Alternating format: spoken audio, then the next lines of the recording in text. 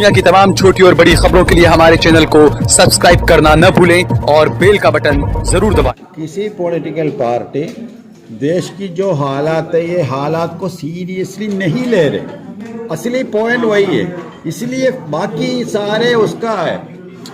Seriously लिया है तो आपस में बात करेंगे, कुछ ना कुछ छोड़ने के लिए, कुछ कुर्बानी देने के लिए रेडी होगा। वो सीरियसली नहीं लिया है तो सभी लोग अपने हिसाब से कंटेस्ट करेंगे। अगर मुसलमान कुछ किया है तो वो वोट डिवाइड करने वाला बात आएगा, वो लोग कुछ किए तो कोई प्रॉब्लम नहीं है। ये खत्म करना चाहिए। विपक्ष पार्टी अपनी जिम्मेदारी निभाने में कामयाब नहीं है और देश की जो हालात है ये हालात को सीरियसली लेने में भी कामयाब नहीं है। वो लोग सिर्फ मुसलमान के पास आके बोल रहे हैं वोट डिवाइड नहीं होना है, आप सभी लोग हमें वोट देना है, इसके अलावा कुछ नहीं। कहीं पर भी विपक्ष का कोई यहाँ पर आवाज नजर नहीं आ रही है। कहीं ना कहीं सभी बड़ा हिंदू कौन, अच्छा हिंदू कौन, सच्चा हिंदू कौन, बस यही में लगी हुई है सारी विपक्षी पार्टियां। भी बीजेपी के ट्रैप में फंस चुकी है सारी विपक्षी पार्टियां। असल में यहाँ पे सिर्फ एक ही प्लेटफॉर्म, ये आरएसएस ने बनाया एक प्लेटफॉर्म है, हिंदुत्व प्लेटफॉर्म। वही हिंदुत्व प्लेटफॉर्म में खड़े होके सभी पॉलिटिकल पार्टी काम कर रहे, बात कर रहे हैं। उसमें थोड़ा सा नरम से बोल रहे, थोड़ा सख्त से बोल रहे, ये फर्क है। प्लेटफॉर्म एक ही है, ये प्लेटफॉर्म आरएसएस ने बनाया, ये संविधान की प्लेटफॉर्म नहीं है। इसलिए किसी की ऊपर कार्रवाई हो गई, किसी एजेंसी किसी को अरेस्ट किया है, सभी होने के टाइम में भी ये पॉलिटिकल पार्टीज उसके बारे में एक शब्द नहीं निकाले। क्या डर है उन पॉलिटिकल पार्टीज को? कांग्रेस सबसे पुरानी पार्टी है, समाजवादी पार्टी है, बीएसपी है, मुसलमानों का वोट इन्हें चाहिए, लेकिन मुसलमानों के इश्यूज पर ये बिल्कुल पर्दे के पीछे छुपते हुए नजर आते हैं आजकल। नहीं, सभी पुरानी पार्टी है, इसलिए सभी को प्रॉब्लम क्या है, जेल जाने के लिए कोई रेडी नहीं है। अगर सभी पॉलिटिकल पार्टी की नेता लोग जेल जाने के लिए रेडी है तो उसी दिन खत्म होगा ये मोदी की राज। पहले से ये एक ऐसा प्लान तैयार किया जा रहा है कि हार का ठिकरा मुसलमानों पर ही फोड़ना है, हमेशा यही चाहते हैं। बिल्कुल यही है, क्योंकि यहाँ पे सेकुलरिज्म और देश को बचाने की जिम्मेदारी मुसलमान के ऊपर डाला गया है। मुसलमान कुछ करके बचाना है, वो लोग कुछ नहीं करेंगे। आप देख रहे हैं देश लाइव, देश की आवाज। एसडीपीआई प्रेसिडेंट एमडी फैजी साहब हमारे साथ में मौजूद हैं। गुजरात के दौरे पर हैं, अहमदाबाद में थे, क्योंकि गुजरात के चुनाव भी सर पर हैं और ऐसे में इस वक्त सिर्फ गुजरात ही नहीं, पूरा मुल्क का मुसलमान ये कह सकते हैं कि तजब्जुब में है। आखिर क्या करें, सियासी राह क्या होगी आगे की, या क्या करें? कई ऐसे मौजूद हैं, कई ऐसे मामले, और जो मुल्क के मौजूदा जो हालात हैं उस पर हम बात करेंगे फैजी साहब से। फैजी साहब, सबसे पहले बहुत बहुत शुक्रिया कि आपने हमें वक्त दिया। फैजी साहब, आज यहाँ पर अहमदाबाद के अंदर जो प्रेस कॉन्फ्रेंस की आपने, और ये आपका जो दौरा है अहमदाबाद का, क्या मेन मौजू क्या है, मेन मोटिव क्या है और क्या पैगाम देना चाहते हैं आप? असल में हम लोग हमारे नेशनल वर्किंग कमेटी मीटिंग अलग अलग जगह पे कर रहे हैं। इस बार अहमदाबाद में किया, अगर ख़ास तौर पर ये वर्किंग कमेटी में आने वाले लोकसभा और असेंबली इलेक्शन को लेके हम लोग काफ़ी डिस्कशन किया, और उसके साथ साथ अभी देश की जो मामला है, बहुत सारे संजीदगी है देश की, वो सारे इशू के ऊपर भी बहुत तफसील से हम लोग डिस्कस करके आने वाले इलेक्शन को लेके उसमें क्या कर सकता है उसके बारे में हम लोग ये प्लानिंग किया है। इसमें सबसे बड़ा ये है, अगर हम लोग ये इलेक्शन को लेके अभी तक मुस्लिम, दलित और दूसरी कम्युनिटी इलेक्शन में किसी न किसी सेकुलर पार्टी को सपोर्ट देने का एक आदत है, लेकिन हम लोग ये कहते हैं हम इससे कुछ फ़ायदा होने वाला नहीं है। अच्छा, क्योंकि ये 5 साल में देश के जो इशू है, ये इशू को लेके कुछ काम करने के लिए देश की विपक्ष पार्टी रेडी नहीं है। सिर्फ मुस्लिम इशू नहीं, बाकी जितनी इशू है जनरल इशू है, वो इशू को लेके भी कुछ काम करने के लिए सेकुलर पार्टीज, विपक्ष पार्टी रेडी नहीं। दूसरे अभी कहते हैं ये 24 की इलेक्शन लास्ट इलेक्शन ऐसे है। बिल्कुल। लेकिन ये सेकुलर पार्टीज ये मुसलमान के पास आके बोल रहे हैं ये लास्ट इलेक्शन है। अगर वो लोग आपस में डिस्कस करके, जैसे अभी यहाँ पे आम आदमी पार्टी भी है, कांग्रेस है, एनसीपी है, ये सभी पॉलिटिकल पार्टी आपस में बैठ के बात करके यूनाइटेड होने के लिए रेडी नहीं है। मगर ये सभी पॉलिटिकल पार्टी मुसलमान के पास आके बोल रहे बीजेपी को हराना है, डेमोक्रेसी खत्म हो रहा है, इससे फायदा नहीं। यानी पहले से ये एक ऐसा प्लान तैयार किया जा रहा है कि हार का ठिकरा मुसलमानों पर ही फोड़ना है हमेशा, यही चाहते हैं। बिल्कुल यही है, क्योंकि यहाँ पे सेकुलरिज्म और देश को बचाने की जिम्मेदारी मुसलमान के ऊपर डाला गया है। बिल्कुल। मुसलमान कुछ करके बचाना है, वो लोग कुछ नहीं करेंगे, वो अलग अलग कंटेस्ट करेंगे, आपस में बात करने के लिए रेडी नहीं है। देखिए अभी सभी पॉलिटिकल पार्टीज को सरकार अपने एजेंसीज को भेज के दबा कर रखा है। महाराष्ट्र में भी देख ही रहे हैं, महाराष्ट्र में है और हर जगह, क्योंकि सभी पॉलिटिकल पार्टी को दबाने की एक सबसे बड़ा एक टूल है ईडी और सीबीआई। बिल्कुल। कभी कभी एनआईए आता है और नारकोटिक भी आ रहे हैं, क्या क्या एजेंसी से सभी को यूज करना है। लेकिन सभी पॉलिटिकल पार्टी उसके खिलाफ आवाज उठाने के लिए रेडी है। सभी पॉलिटिकल पार्टी को एमपी से ये संसद में जाके ये सारे इशू के ऊपर एक चर्चा करने के लिए भी रेडी नहीं। बिल्कुल।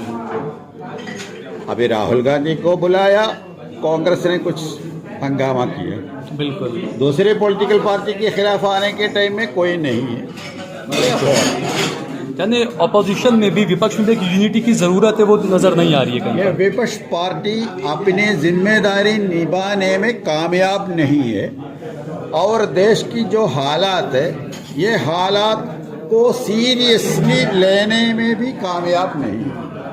वो लोग सिर्फ मुसलमान के पास आके बोल रहे हैं वोट डिवाइड नहीं होना है, आप सभी लोग हमें वोट देना है, इसके अलावा कुछ नहीं, इससे काम नहीं होगा। ये है हमारे मैसेज।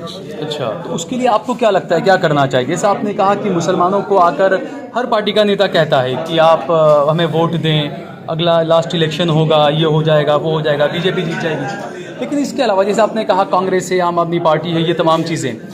दूसरी तरफ हम देखें, सिर्फ गुजरात ही नहीं पूरे देश में एसडीपीआई भी अपनी जड़ें मजबूत करने में लगी हुई है, एआईएमआईएम भी अपनी जड़ें मजबूत करने में लगी हुई है, आम आदमी पार्टी भी लगी हुई है। लेकिन चूंकि एसडीपीआई और एमआईएम जो है वो कहीं ना कहीं एक मुसलमानों का वो चेहरा नज़र आता है, मुसलमानों से जुड़ा हुई पार्टियों नज़र आती है, तो क्या पहले एमआईएम और एसडीपीआई को भी कुछ बात नहीं करनी चाहिए? क्योंकि पिछले म्यूनसिपल इलेक्शन में भी हमने देखा एसडीपीआई के भी उम्मीदवार थे, एमआईएम के भी उम्मीदवार थे, कांग्रेस के भी उम्मीदवार थे, विधानसभा में भी ऐसा ही होगा, तो वोटों का वो बिखराव हमेशा चलता रहेगा, बातें सिर्फ इंटरव्यू में होती रहेगी बस। इसमें आपने 2 पॉइंट बोला। एक तो हम लोग बीजेपी के अलावा किसी पॉलिटिकल पार्टी के साथ बात करने के लिए रेडी, पॉलिटिकल अलायंस करने के लिए भी रेडी है, इसमें हमको कुछ ये इशू नहीं है। दूसरा ये है, ये सभी सेकुलर पार्टीज मुसलमान को आके ये बोल रहे बीजेपी को हराना है, उसके लिए हमें वोट देना, हमें वोट देना है, वो भी यूनाइटेड होके नहीं बोल रहे ना। इसमें क्या है, बीजेपी तो नहीं हारेगा। बिल्कुल है? और अगर हम लोग कोशिश करके किसी सेकुलर पार्टी को जिताए और इलेक्शन रिजल्ट आने के बाद कहाँ जाएंगे कोई गारंटी नहीं है। बिल्कुल। इसमें हमारे आइडेंटिटी पॉलिटिक्स से हमारे जो कंसेप्ट है वो भी कामयाब नहीं हो रहे, सेकुलरिज्म भी कामयाब नहीं हो रहे, बीजेपी नहीं हारेंगे, फिर क्या फायदा है? बिल्कुल। इसलिए हमारे मानना ये है, हम लोग हमेशा वोट देने वाला टीम नहीं है, वोट लेने वाले का काम भी हम करना है। बिल्कुल, ये है हमारा मैसेज। बहुत अच्छा बेहतरीन मैसेज आपने दिया कि वोट देने वाला नहीं, वोट लेने वाला भी। हमने आज ही देखा कि उत्तर प्रदेश के अंदर जो चुनाव हुए, उपचुनाव, दोनों लोकसभा सीटें बीजेपी ने जीत ली। वहाँ पर समाजवादी पार्टी का भी एक मजबूत उम्मीदवार था, बीएसपी का भी एक मजबूत उम्मीदवार था। आजमगढ़ की बात करें, गुड्डू जमाली जो उम्मीदवार थे, 2.5 लाख वोट उन्होंने लिए, उसके बाद भी हार गए। समाजवादी पार्टी का दूसरा कैंडिडेट था, वो वोट ले गया। तो आपने जो कहा कि वोटों का बिखराव जो होता है, कहीं ना कहीं बात घूम फिर कर वहीं पर आती है कि पॉलिटिकल पार्टी में जो ऊपरी जो लोग बैठे हैं वो कुछ एक मजबूत ठोस रणनीति, हिकमत अमली नहीं बना रहे हैं, लेकिन कुछ होता है तो सीधे तौर पर मुसलमानों पर, मुस्लिम पार्टियों पर ही थोप दिया जाता है। नहीं, असल में किसी पॉलिटिकल पार्टी देश की जो हालात है, ये हालात को सीरियसली नहीं ले रहे। असली पॉइंट वही है, इसलिए बाकी सारे उसका है। सीरियसली लिया है तो आपस में बात करेंगे, कुछ ना कुछ छोड़ने के लिए, कुछ कुर्बानी देने के लिए रेडी होगा। वो सीरियसली नहीं लिया है तो सभी लोग अपने हिसाब से कंटेस्ट करेंगे। अगर मुसलमान कुछ किया है तो वो वोट डिवाइड करने वाला बात आएगा। वो लोग कुछ किए तो कोई प्रॉब्लम नहीं है, ये खत्म करना चाहिए। अच्छा, दूसरा एसडीपीआई पर पिछले कुछ दिनों से लगातार ये आरोप लग रहे हैं कि पीएफआई की ही दूसरी टीम है एसडीपीआई।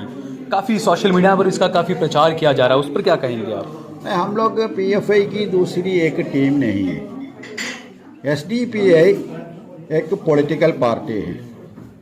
देश की अलग अलग सामाजिक तंजीम के साथ हम लोग कनेक्शन है। ये सिर्फ मुस्लिम सामाजिक तंजीम नहीं है, दूसरी सामाजिक तंजीम है, जैसे ओबीसी के है, दलित सामाजिक तंजीम, अलग अलग सामाजिक तंजीमों के साथ हमारे कनेक्शन अच्छा है। लेकिन हम लोग किसी सामाजिक तंजीम की पॉलिटिकल विंग नहीं है। हम लोग अलग इंडिपेंडेंट एक पॉलिटिकल विंग है।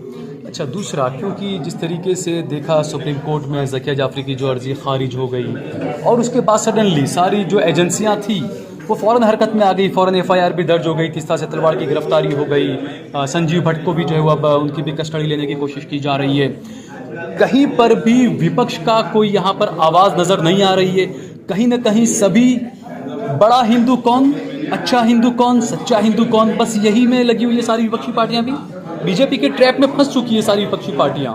असल में यहाँ पे सिर्फ एक ही प्लेटफॉर्म, ये आरएसएस ने बनाया एक प्लेटफॉर्म है, हिंदुत्व प्लेटफॉर्म। वही हिंदुत्व प्लेटफॉर्म में खड़े होके सभी पॉलिटिकल पार्टी काम कर रहे हैं, बात कर रहे हैं। उसमें थोड़ा सा नरम से बोल रहे, थोड़ा सख्त से बोल रहे, ये फर्क है। प्लेटफॉर्म एक ही है, ये प्लेटफॉर्म आरएसएस ने बनाया, ये संविधान की प्लेटफॉर्म नहीं। इसलिए किसी के ऊपर कार्रवाई हो गई, किसी एजेंसी किसी को अरेस्ट किया है, सभी होने के टाइम में भी ये पॉलिटिकल पार्टीज उसके बारे में एक शब्द नहीं निकाले। क्या डर है उन पॉलिटिकल पार्टीज को? कांग्रेस सबसे पुरानी पार्टी है, समाजवादी पार्टी है, बीएसपी है, मुसलमानों का वोट इन्हें चाहिए, लेकिन मुसलमानों के इश्यूज पर ये बिल्कुल पर्दे के पीछे छुपते हुए नजर आते हैं आजकल। नहीं, सभी पुरानी पार्टी है, इसलिए सभी को प्रॉब्लम क्या है, जेल जाने के लिए कोई रेडी नहीं है। अगर सभी पॉलिटिकल पार्टी की नेता लोग जेल जाने के लिए रेडी है तो उसी दिन खत्म होगा ये मोदी की राज। सिर्फ एक ही डर है, जेल जाना। ये जेल जाने के डर है ना, ये आज खत्म हुआ है तो मोदी की राज कल खत्म होगा।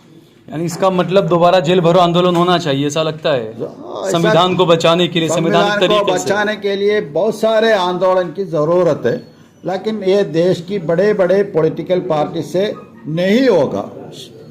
इसलिए हमारे जैसे पॉलिटिकल पार्टी देश भर ऐसे आंदोलन करने के लिए कोशिश कर रहे हैं। आज नहीं है तो कल होगा, कामयाब तो होगा। अच्छा, आखिरी सवाल आपसे, ये गुजरात चुनाव सर पर है, एसडीपीआई कितनी सीटों पर लड़ेगी? क्या उम्मीदवार को तय किए हैं? कौन सी सीटें हैं या कितनी सीटें हैं? नहीं, हम लोग लड़ेंगे ऐसा फैसला लिया है, लेकिन कितने जगह पे है वो तो डिस्कशन चल रहा है। क्या सिर्फ मुस्लिम डोमिनेटिंग इलाकों में ही उम्मीदवार उतारेंगे एसडीपीआई? नहीं, हम लोग दूसरे इलाके में भी और दलित और ट्राइब्स उसी इलाके में भी हम कंटेस्ट करेंगे। उसके लिए काम चल रहा है? चल रहा है। ठीक है, बहुत बहुत शुक्रिया हमसे सर, बातचीत करने के लिए। राष्ट्रपति का इलेक्शन है वो भी जातिवाद पे जा रहा है, इसके बारे में क्या है? जी बिल्कुल, ये भी आप बताइए, क्योंकि बीएसपी ने, मायावती ने कहा है और वो कि वो बीजेपी के उम्मीदवार को समर्थन करेंगी वो। नहीं, असल में है क्या है एक ये, इंटेलिजेंट आदमी को हटा के वो उसको जिताने की रबर स्टैम्प लाने की बात हो रही है। नहीं वो इसमें इंटेलिजेंट आदमी की बात भी नहीं है, ये द्रौपदी मुर्मू और द्रौपदी मुर्मू और SC ST यशवंत की सिन्हा। बात भी नहीं है, क्योंकि ये बीजेपी की कैंडिडेट है। रबर स्टैम्प की बात है हाँ। असल में, यानी क्योंकि अभी 5 साल है ना, ये 5 साल हमारे राष्ट्रपति दलित कम्युनिटी से, लेकिन दलितों को फायदा कुछ नहीं दलित को पहुंचा है। क्या फायदा मिला है? दलितों के ऊपर सबसे ज्यादा जुल्म हुआ है, ये राष्ट्रपति को क्या कर सका? कुछ नहीं है। लेकिन और आने वाले दिनों में भी यशवंत सिन्हा ने बताया कि मेरे राष्ट्रपति बनने से मैं ये सब पे वो करूंगा, एक्शन लूंगा। उसने बताया कि मैं अराजकता दूर करूंगा, ये सब। वो कैंडिडेट तो सब कुछ बोलेंगे, उसके बारे में हमको कुछ नहीं बोल सकता है। लेकिन मुर्मू ने भी कोई राज्यपाल होने के बाद भी कोई दलित ये आदिवासी समाज का अच्छा नहीं किया है, जैसे रामनाथ कोविंद ने किया। अच्छा, आखिरी ये कि साउथ से देखा, आपकी साउथ की जो राजनीति है, लेफ्ट पार्टियां जो है वो विपक्ष का जो उम्मीदवार है यशवंत सिन्हा, उससे नाराज बताई जा रही है, कह रहे नहीं हमें मंजूर नहीं है ये। नहीं, मैं पहले बताया ना, विपक्षी ये भटका हुआ है। राष्ट्रपति कैंडिडेट वो भी जीतने वाला नहीं है, हारने वाला एक राष्ट्रपति कैंडिडेट को फिक्स करने में हमारे ये सेकुलर विपक्ष पार्टी यूनाइटेड नहीं हो रहे, तो फिर है कि जीतने वाले प्राइम मिनिस्टर कैंडिडेट के बारे में कैसे यूनाइटेड होगा?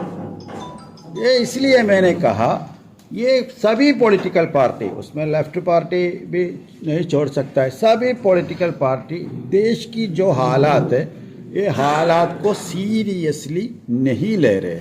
उसका रीज़न ये है, सभी पॉलिटिकल पार्टी, RSS ने जो बनाया है एक political platform, Hindutva political platform, वही प्लेटफॉर्म में खड़े होकर बात कर रहे, इसीलिए सीरियसली नहीं ले रहे।